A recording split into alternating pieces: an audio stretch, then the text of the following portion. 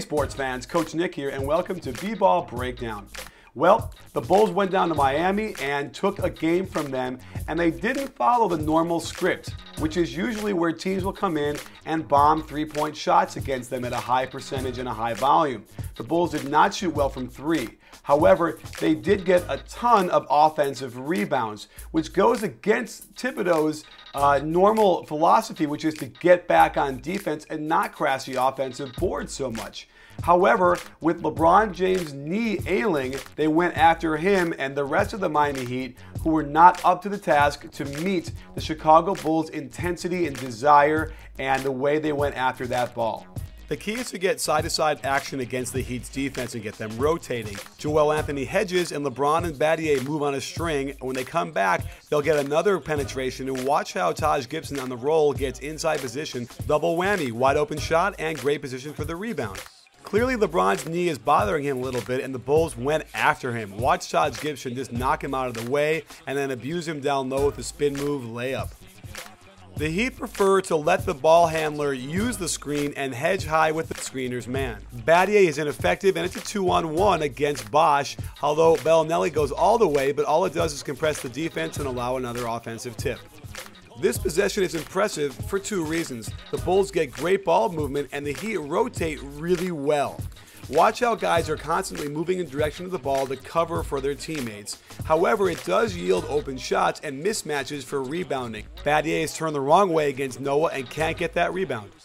Again, the aggressive hedge simply lets the roller get great position underneath the basket for offensive rebounds.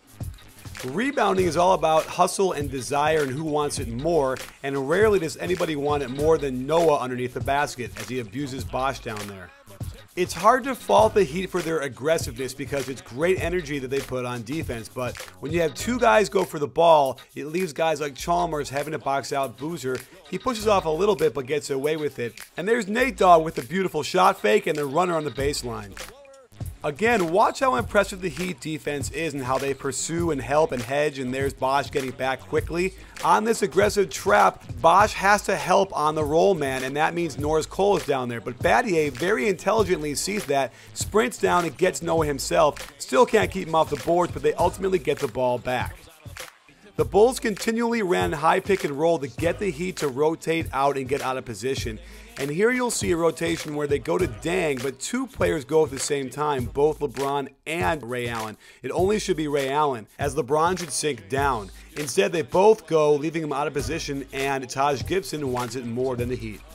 The Bulls love when their opponents take long twos, so Noah is going to rotate off enough to give Bosh a little bit of an opening and take that long two. Again, the Bulls will contain Dwayne Wade and be more than happy to see him pull up for 22-footers. Nice weak side double screen action for the Heat, but again, the Bulls are more than happy to let LeBron James shoot contested outside jumpers. However, they can't be happy with Boozer's effort by not even getting a hand up to help contest with Dang.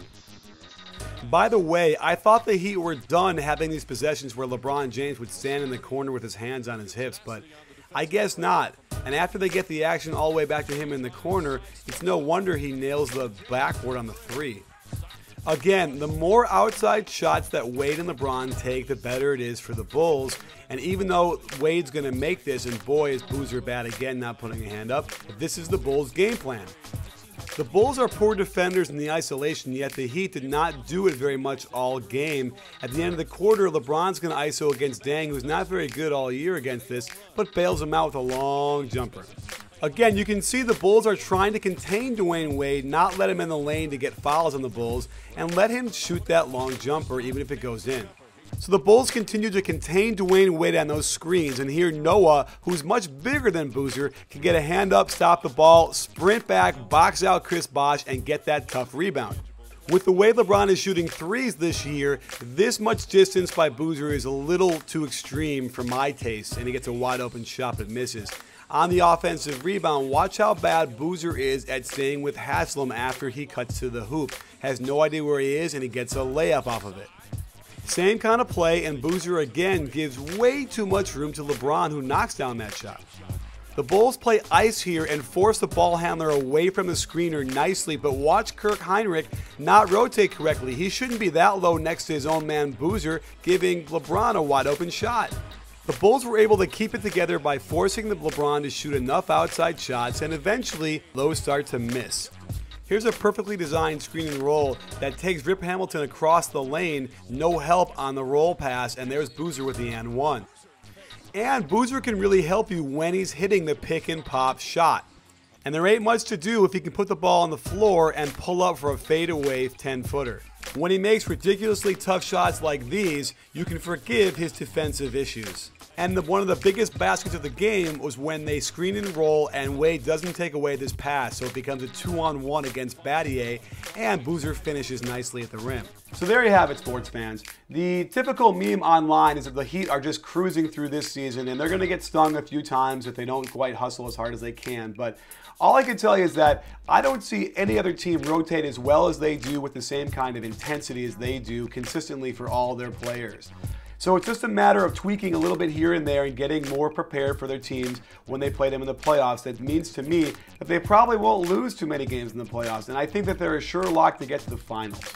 If we have time, we'll get to the Clippers-Lakers, which is fraught with lots of great plays, including some amazing stuff for the first 3 quarters by the Clippers, and then they kind of, had some trouble down the stretch, but pulled it out. And Kobe actually looked a little bit like Dr. J on Michael Cooper with that rock the cradle dunk on him. Jeez.